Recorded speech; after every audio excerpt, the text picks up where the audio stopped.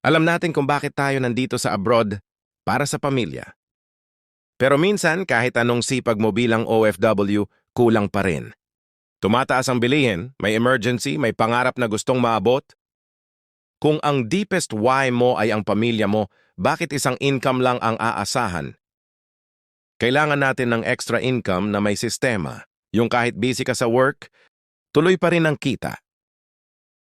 Hindi dagdag pagod, kundi mas matalinong paraan. Hindi habang buhay sa abroad. Mag-ipon, mag-invest, magnegosyo na may sistema. Para balang araw, hindi na para sa pamilya ang dahilan ng paglayo, kundi kasama na sila habang kumikita.